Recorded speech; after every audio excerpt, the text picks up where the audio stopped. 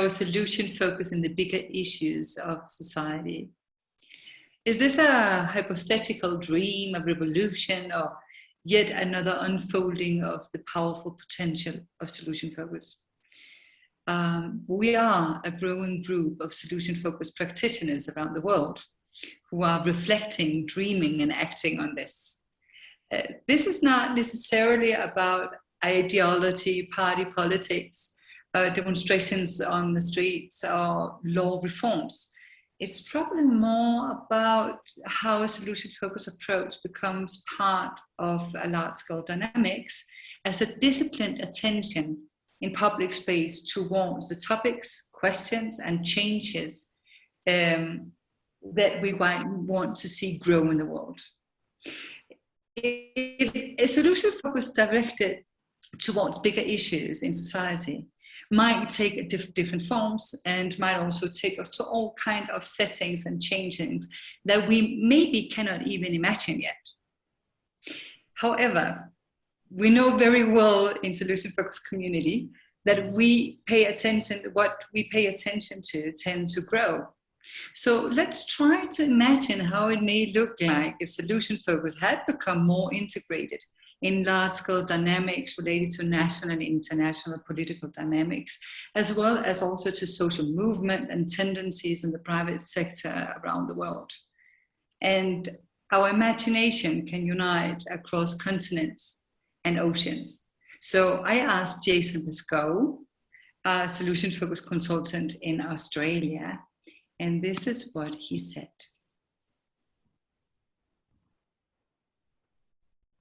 I will just share my screen. Working in health sector and education also, and several other areas. So what would it look like if solution-focused large-scale dynamics were also integrated and even being able to be noticed in the education? That's a great question. I've found that people very much at every layer of education or the other areas that I've worked really like to talk about the problems, challenges and issues. And it just tends to take a lot of energy out of the conversations and things. So if solution focus was integrated into education, I would notice people talking more about what they wanted, the things that worked in context, the things that they'd noticed as being useful to people, and the things that they might try next. And how would that look like? How would you notice that, for an example, in the way the children and young people are behaving, or acting, or interacting, talking?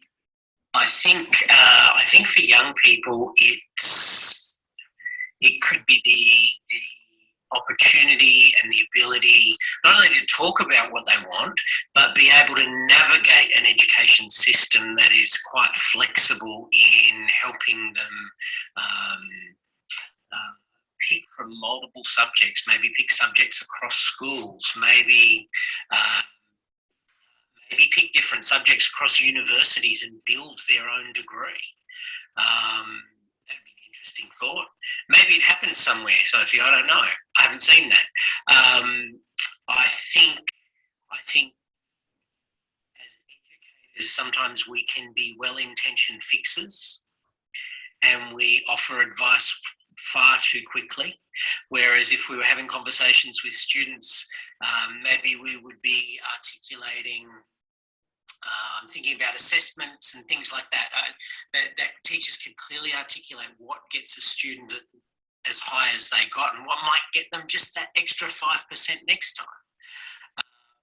Sometimes we sit too much in that deficit conversation, but the conversations would be hopeful and be looking towards a future in context based on what's wanted. So I think that's what would happen at that student level. I'd be curious to think about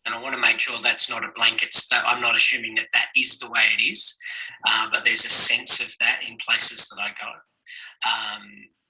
I think that, for example, senior leaders, system leaders would be able to talk very specifically about people, places and contexts where things are working. And I think that we would see elements of practice that from areas where people think it doesn't work, starting to be used in places where people don't think they need to change. We talk about growth rather than achievement. Growth in learning rather than a standard achievement for everyone. Growth, what are you thinking about when you say growth? I'm thinking about a student who might come from a really tough background, or even a school in an area that people don't want to teach in. Rather than hold the students or the teachers or the school up to some external standard, you're a good school if you get these scores. If a school who starts here gets to here, and then there are schools that are up here, they only make that much movement or growth, then these schools have actually, in some ways, done better. But that's not the way we measure it.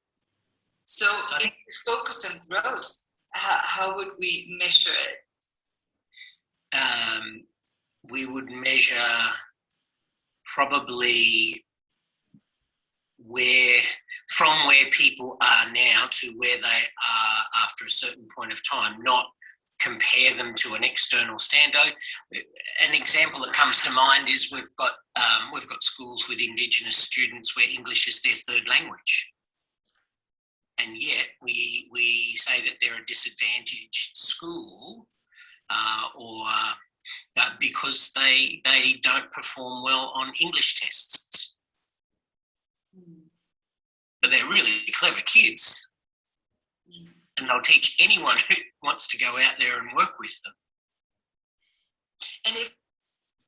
So we just start imagining how might it look like if solution focus actually were part of these large-scale processes. And there was Jason reflecting and imagining how would it look like in education systems if solution focus were part of large-scale processes, but also, for an example, in relation to the police and in relation to security. How might it look like if solution focus were part of large-scale processes? And how would that look like in the police, for an example?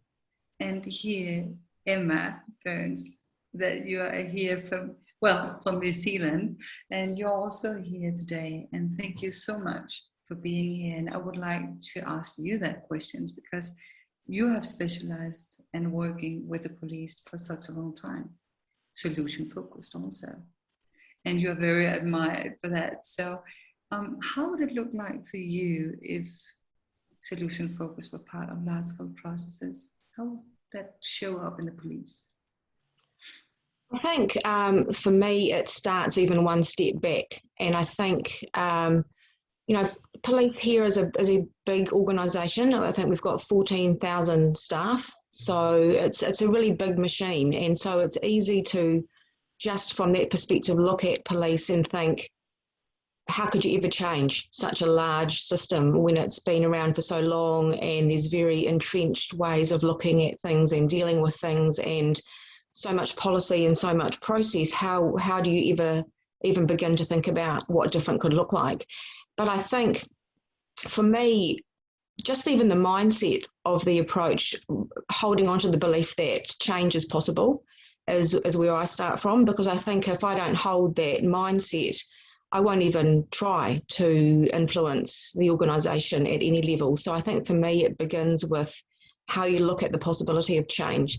So within police, I think when I started in my role with police, I was working very much on the case level, so very micro level, working with families, and it was really easy to implement solution focused in that setting because I had full control over what I did, and so it was easy to use the approach. And now that I'm in a more of an organisational role, it's an opportunity to try and infuse the thinking and the approach on a larger scale. And I think for me, if I woke up tomorrow and police was fully the first solution focused police force in the world, there's lots of things that I would see differently. I think first of all, we'd have a really clear vision in very tangible terms of what we as a police force exist for. And we do have organisational vision statements, but they're not really, really highly detailed like we would have in a solution-focused sense. I think it would be evident in so many ways across the organisation, beginning with wellbeing, staff wellbeing. We'd approach wellness from a solution-focused perspective, which I think is kind of critical to change an organisation. We have to make sure that our people are well looked after. So how would it look like if there were more well-being in the organisation? You say it's very critical to create change through well-being. So how would that look like? I think it would be a very responsive well-being system where people were asked, what do you need? Just what does being well look like for you? What does it look like in your work group? And how do we optimise people's well-being in police on an individual level as well as an organisational level? And if they had that well-being, how would they act differently? How would we be able to notice that the police was actually feeling well? I think it's been really interesting in the last few months being down at Police College and having a different view of the organisation from that role. And I think wellbeing is critical to allowing or enabling people to adopt a solution-focused way of thinking. I think if police are exposed to a whole bunch of horrible stuff on a daily basis and understandably become very fatigued and cynical, and so for them to be even in a space where they can embrace a solution-focused way of thinking, I think we have to really look after them so that they can be emotionally well and healthy and have a good outlook so that they can even want to look at how do they engage with people differently. And I think unless we get the well-being right, it's going to be much more difficult to embed a solution-focused style of engagement through the organisation. And if that was so, how would, for an example, the citizens be able to notice that the police were having this different way of feeling? So when we've got a really well police force and when they have all embraced a solution-focused way of seeing the world and working, I think the interactions with the public would be extraordinarily different. Police by nature work from a problem-focused perspective because no one calls police when you're having a good day. They only turn up when things go really badly wrong.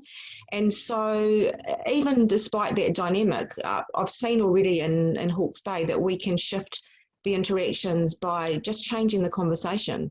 And so, for example, if police were attending a family harm incident, yes, they have to get details of what's happened, but they could also find opportunities to ask different questions, such as, what would we see if we visited your house on a good day? How come it's been so long since we were called to your address? What's been working? So different way of engaging with people, I think, would be, and is from my experience of it, a hugely different experience for the public, which then builds good relationships and then creates the trust and confidence from the public that the police actually want to achieve and to have. So if we imagine this police using actually solution-focused questions in the meeting with the citizens would have another trust. They would even have a higher trust in the police, you say? I think that, the Police, it's very easy for police to get into very much a them and us thinking. You know, it's us against the bad guys. And I think having a solution-focused way of looking at people and seeing people's strengths and seeing people's potential and seeing that nothing is the same all the time, it just creates a different dynamic in terms of going out and seeing. It is about serving the community. But the community is everybody. It's not just the good people. It's serving everybody, and it would build really different relationships. And I think that would be just incredible. But also, I really truly believe it's possible, because I've seen examples of it, and it's just about scaling that up onto a bigger level. So if I, for example, went to a community where the police officers were using these solution-focused questions that were created different relationships, and there were not this feeling of being against each other or confronted, and there were even higher trust in the police, what kind of society would that be? How would we notice in society in general?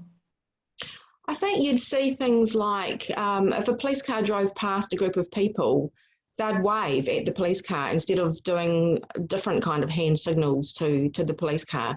And there'd be really good relationships. People would come into the police station and ask for advice and ask for help more readily, because they had a belief that they would be listened to and responded to in a way that was meaningful for them.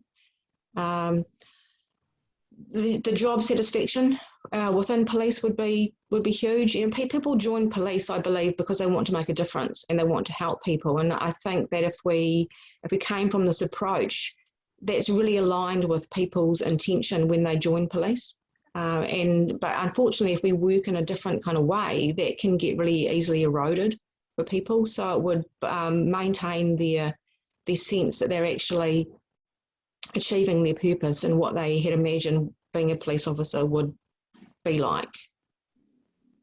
And what might that, for an example, how might that, for example, be different, for example, in crime rates or for that kind of things? Well, I often wonder, like really out there, we'd be measuring different things. Like, would we even be measuring crime rates? And a lot of the targets in police are inherently kind of in conflict with solution focus, because we look at things like number of arrests, number of tickets, speeding tickets issued and things like that. And they're not solution focused targets. So the way that we would measure our performance, I guess, as an organisation would be really different as well. I don't know exactly what that would look like yet, but more important people than me could figure that out. But we'd be looking at things that reflected our relationships with the community and people's not just reduced offending, but people moving towards better lives. And we talk about safer communities and safer people, but would need to measure that in a different way. So if we actually maybe had solution focus already in large scale processes in relation to police and security, we would perhaps not even measure crime rates, we would not measure all that kind of thing. So what would we measure instead, you think? Well-being, and you know, we talk about community well-being and how that's measured now in terms of, you know, things like the rankings of well-being that are done internationally. What's the most well country? I think New Zealand would climb up those rankings, and society would look very different. And maybe we wouldn't need police. That's pretty out there, but you know, maybe police wouldn't be required. The community could look after itself, and police would be very much a stripped down organisation compared to what it is now. Wow. So just imagining that what a solution focused approach might do internally an organisation, first with the well-being of the police, then their way of relating to citizens, then the citizens' way of understanding and perceiving police, and then the whole way of actually measuring and understanding security. So this is talking about big issues. This is and I've seen it happen on individual levels, and so absolutely believe it can happen on a bigger scale. Otherwise, I wouldn't go to work if I didn't believe that things can be different. Emma, thank you so much. Emma Burns in New Zealand. It's participating, imagining across continents and across countries and cultures. This is a way to put attention to solution focus in big issues that really helps us all to understand it more, to have more images of how this can actually be. And now we've been talking about education. We've been talking about security and police. But there's also another very big topic, especially now during pandemic, that we have all putting lots of attention to, that is the health sector. And David Haynes from Australia, that's why I would really love to ask you, you have so much experience from the health sector, and you have also worked solution focused in the health sector. And what do you think we might see? What would it look like if solution focus were part of large-scale processes in the health sector? Look, to be honest, Sophie, I don't know. And part of the reason is that I am the most micro solution focused therapist person here. You know, I look at single session therapies, one-to-one, very brief corridor conversations.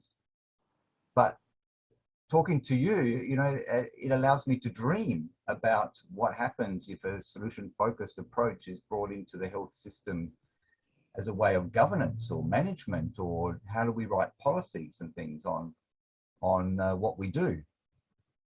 So we talk a lot about, look, and my background, I work in an emergency department, and a bit like Emma said, people don't come to the emergency department because they're having a good day. They come because they're having a bad day. And our system, unfortunately, tends to funnel people into the emergency department. If you weren't having a bad day already, you're going to have a really bad day after waiting 8 hours to see me. And, you know, there are big problems, but I think we've got away from our core business. So what is the first thing that you might notice differently if solution focus were also used not only at a smaller level, but in all levels, that it was actually integrated in the way of thinking health? What might be the first thing that you notice?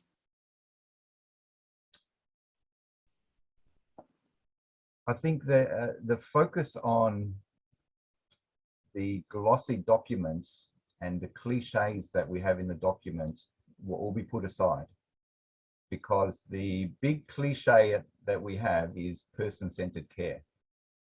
And I think my dream is that comes from a cliche to a reality, that we can put the person at the center of what we do. The most important person in the healthcare system should be the patient or the client that's walking in the door.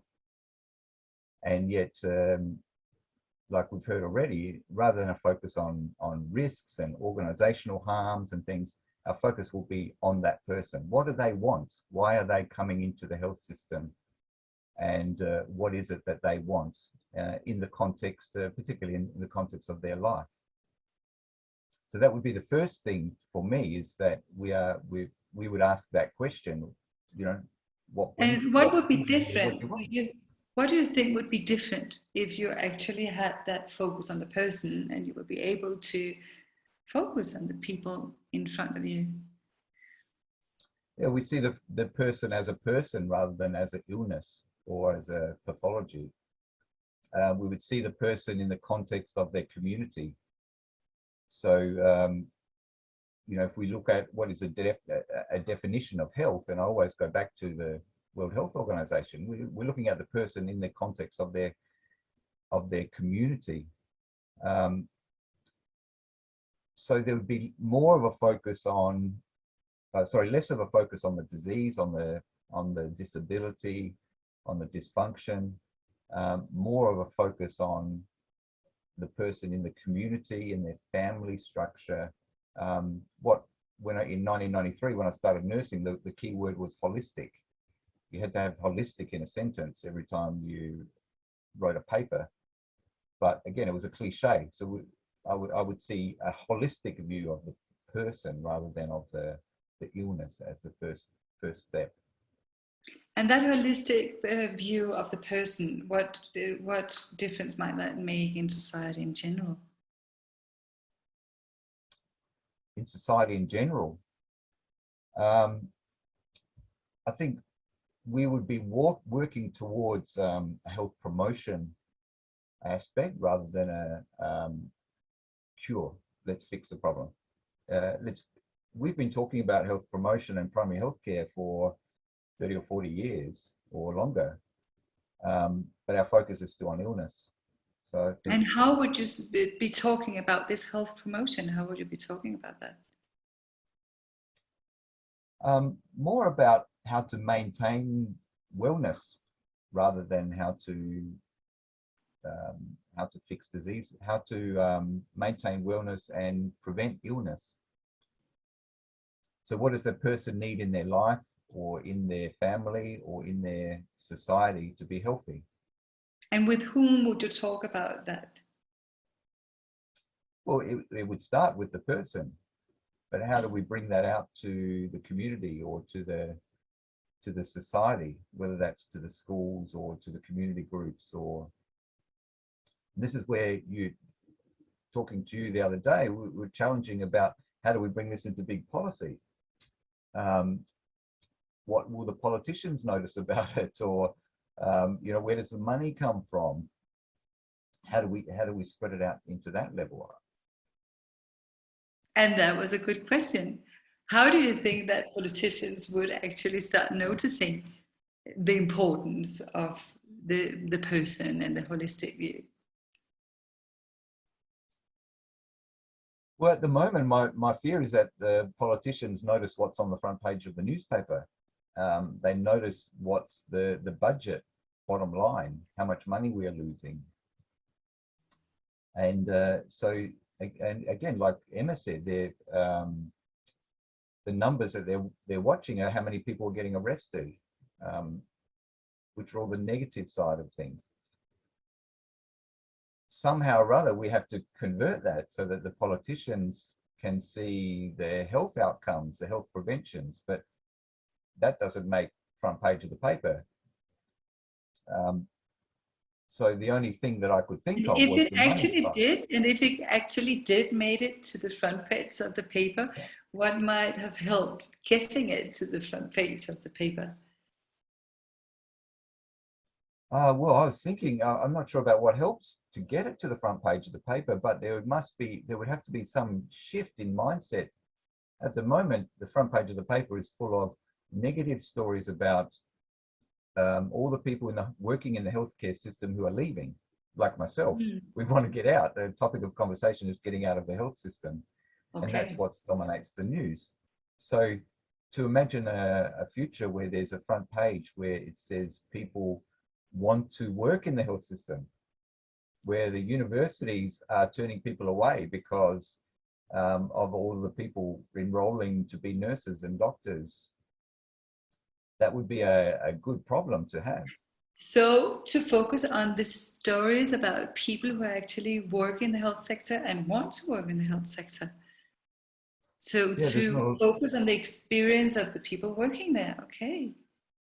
There's not a lot of good news stories, but if we saw good news stories about why people wanted to work in the health system, why they get rewarded personally about good work that they do, but it's going unnoticed.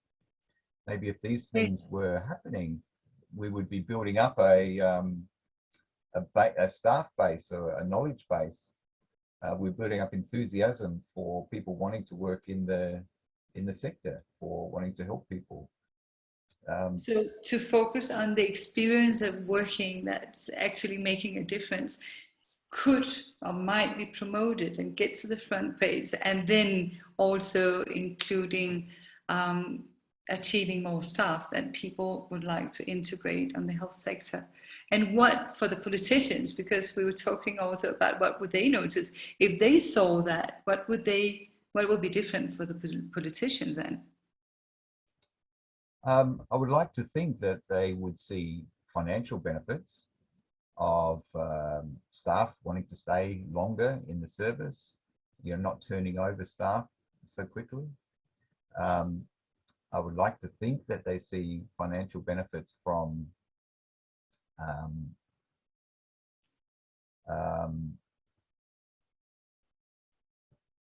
people not coming to hospital, waiting lists being shorter, beds being empty in the hospital. I think of, as an example, I think of Alistair MacDonald working in a mental health unit in the UK when he implemented a solution-focused approach in the unit. He couldn't get enough patients. And the reason, not because people didn't want to come, but because people were leaving hospital sooner. They were getting better quicker. They were leaving hospital sooner. And suddenly he had empty beds in his hospital. So there would be a good news story to say our patients are being discharged sooner and they're not coming back as quickly or not needing to come back. David, it's very helpful to get these images in it and to see that there might be some different ways that large-scale, solution-focused large-scale could actually make a difference also in the health sector. It makes me also think about many things that I relate to from things that I've been doing, and yeah, I think this of uniting imagination across countries and continents is really helpful. So now I get the chance to ask you a question, Sophie. Yes. Because you've been entertaining us with stories for years about large scale, which is complete opposite to what I'm doing. And I have trouble getting my head around it, but working with governments and courts and drug cartels and all of these fascinating, complicated networks and global issues rather than individual issues. But what would you notice? What would you notice as a result of a solution-focused approach moving more into mainstream, large-scale, international settings? Where would you notice changes in our community or the conversations, or where would you see it first? I don't know where I would see it first, but I think as I've been working on justice in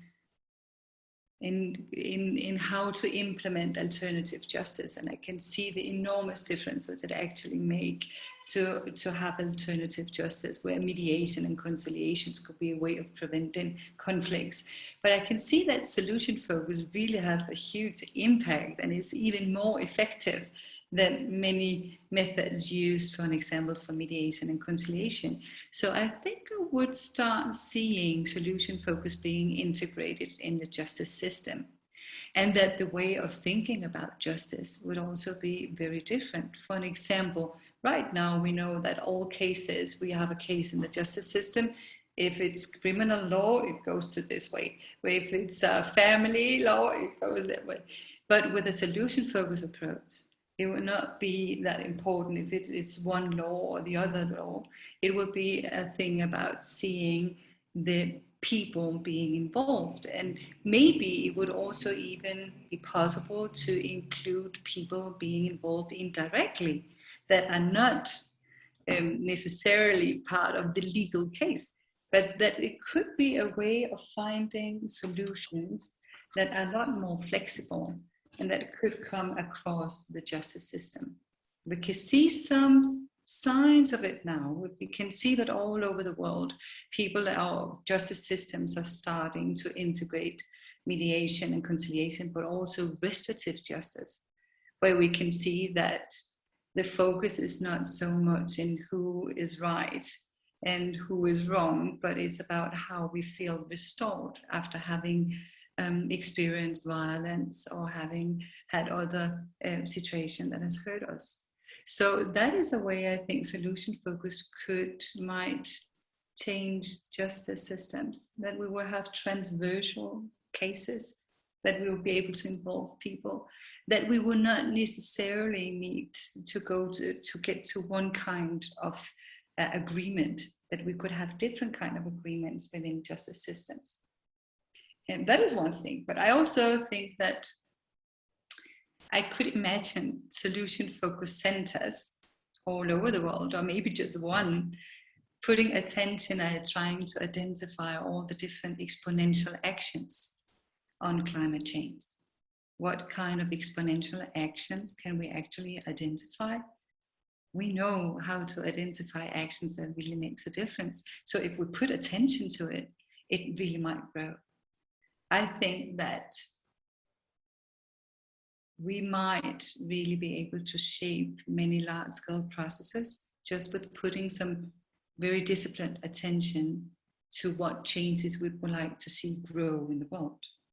And just another thing, last thing, sorry, I'm getting very passionate about this, but a point that I really find central and that I reflect a lot upon is how would public policy be different if they were thought solution focused, if we used solution focused approach to develop public policy around the world.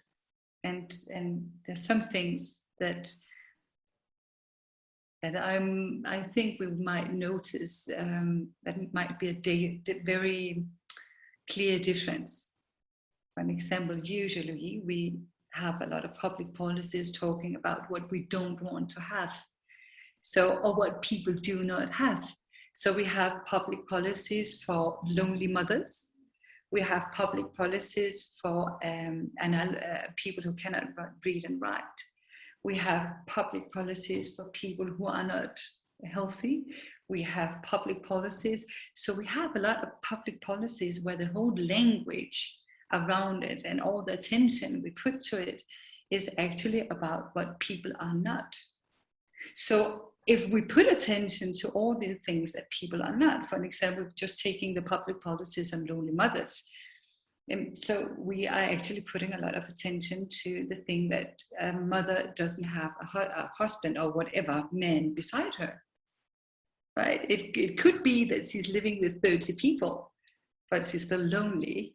And it could be that she's living with 3 generations of a family, but she's still identified as lonely, and there's a public policy because of her loneliness. So this is just one thing. It could be many other things in public policies that we could find, that we could maybe reframe talking about and putting attention to what we want to see grow. Sorry, I want to ask you one more quick question while we've got a little bit of time. If someone asked me what is the key point of solution-focused brief therapy, I would say, in my context, 1, 2, 3. For you, working in a big scale, multi-complexity, international, corrupt, whatever systems that you work in, what are the key things bringing the core elements of solution-focused approaches into your work? So what are the key solution-focused approaches that you might bring as your core whenever you go into a situation like this? I'm really not sure I can answer that question. That's a very good question, but I think actually I'm doing completely the same thing as you would also do in therapy. It's just putting a lot more attention to complexity, to where we actually put our attention. We have to select so carefully what we're going to put attention to, because we know that it's going to grow. So for me, it's exactly the same. It's the same questions. It's the same selection of small changes. But instead of stretching the world of the client, in solution-focused large scale, we're trying to stretch the world in general, not the clients or companies or a group, but stretching the world. So that kind of putting attention to that and to all the complexity in it, because it's of course not the same as sitting with one person or to formulate a solution-focused question for 25 million people. We don't know how many people are going to pick up on the question. So that's why I think we have to be even more disciplined in large scale. And that's why I would love to suggest and to see that in this solution focus after the post-pandemic time, that the solution focused community could put attention, maybe pick up one question a year, that we all of us put attention to one question a year on global change. Or we could maybe work out 3 or 4 topics that we would like to put certain attention to. What kind of changes in the world do we want to put attention to right now to see them grow? So there's a huge place for solution focus in public attention to change. And when I say that, and all these big things also, of course, talk about and think about war and peace. And we have talked now about education, security, police, health, public policies and justice. But what about peace building? How would that look like? And I have asked, and that will be the last part of imagination today, I have asked Anton Stillerman that question. And Anton Stillerman in Belgium, he has been working on peace building in different countries, especially in Africa.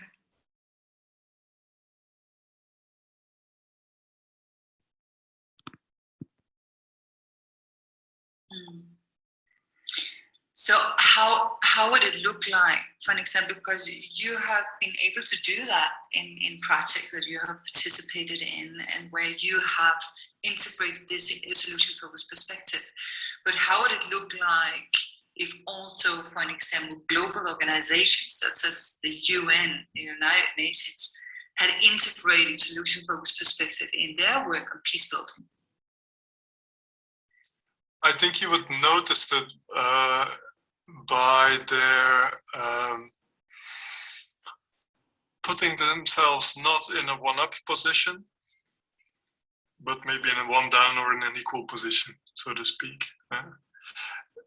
Treating the people, the local people, as experts of their situation, also experts about what can work there, and experts about what's wanted, and not trying to push the international agenda, or not trying to push the international idea of how peace should be built. I remember there was we had a session, it was the second time I was there. They were asking us how we managed to build peace in Europe after the Second World War. And, we agreed to give a very small lecture on what we did here in Europe with the European Union and stuff like that we managed to build.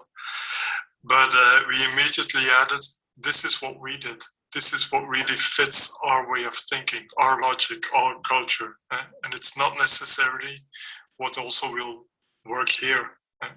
But what is important is that when you want to build peace here, that you find what your local peace strategies are, what works here when you're dealing with conflicts. So we asked them,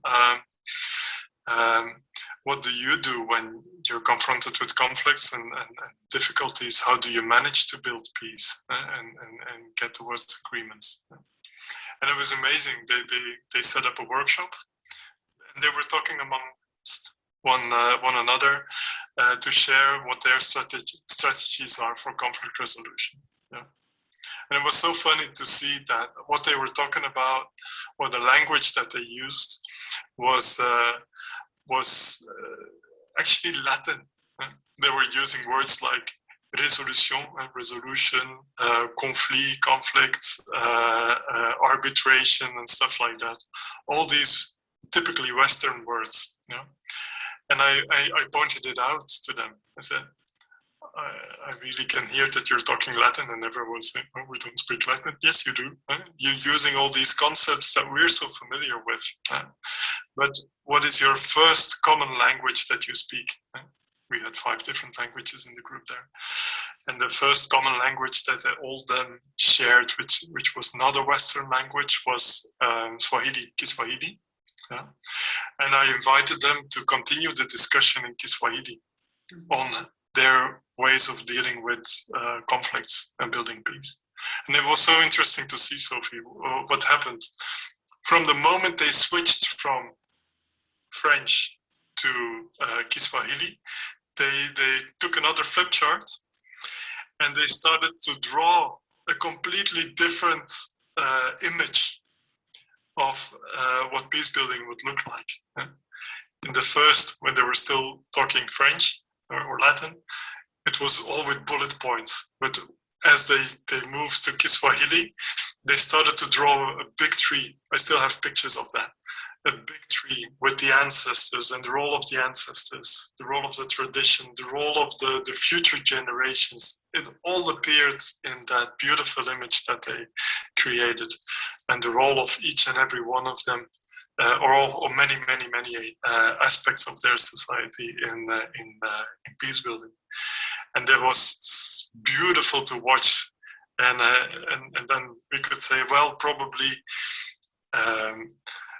what peace building will look like here in the east of Congo is pretty much or more related to what is appearing now on this flip chart than in what you think that should be there and all these classic concepts. So taking that to the level of the UN, is what you're saying that working on that international level, a global organization, it might be solution-focused practice to start permitting this diversity in language, way of talking about peace. Mm-hmm. Yeah, and realizing that there's different roads to peace and that's different approaches to peace, and that what we cherish is not necessarily what is important. So every mission, for example, would be designed differently with different languages. Mm-hmm. Every mission to every country. Yeah, and treat every conflict as a new opportunity to learn, not as an opportunity to impose the same old solutions that you've been repeating, or definitely not the Western style solutions. Yeah. Okay. So imagine this moment where it has become common to use a solution-focused perspective in large-scale dynamics. What might we have done to get there? Okay. Well, I think there's a huge opportunity to talk more about the difference that solution focus can make on large scale interventions or change, or fostering large scale change. I think it's really something that we need to work on. We should organize a conference, start writing articles, start to infiltrate in these bodies and share different paths with solutions. Yeah. So how would a small convincing sign of going in that direction look like?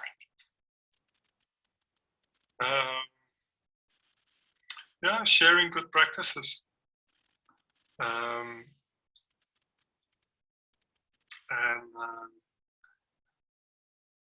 And maybe applying them to issues that are really confronting our world at the moment. Offering new paths towards sustainability, for example, facing global or climate change and global warming. Or with issues like gender diversity, start new ways of talking about it, or Black Lives Matter, or other forms of injustice. Show people that there's other ways of dealing with it. Yeah. May we start? So this has just been a few a few people imagining together, and we are so happy that we have been able to share it with all of you. This beginning of being able to imagine how it would look like is the first thing in this process. So if we direct a solution-focused attention and questions towards large-scale dynamics around the globe, what differences would we like to notice? Or perhaps we are already part of the big issues in society. If we look carefully for the signs of what difference it is actually making, what might we notice? And with this question, we want to pronounce a solution-focused hymn to hand over the solution-focused 24 from the Americas to Asia and Oceania. So this is the start of the handover. And starting with this hymn, Emma. You have the microphone, please. There you go. Now I've lost my poem. Okay, so SF24, we already want more visions and versions, macro and micro. The SF approach is going on a roadshow from organisations to communities, opening the doors for opportunities. We embrace the lands with our approach to solutions, turning the world on for essential contributions, not looking to hold to the thoughts that are mine. We are all here with purpose, make the world's future shine. Building on a platform created by wisdom and launching SF for a worldwide vision. From Europe and Africa to North-South America, and now to Oceania, and then off to Asia, letting diversity lead us wherever, and remember our joy for all being together. So making this statement of ours for the sharing, for all who we meet and for whom we are caring, possibilities for everyone all around the globe, the solution-focused community, it is our best hope. So thank you so much for this and for the continents here participating. And now we give the word to Beverly and Elliot for the next part of this handover.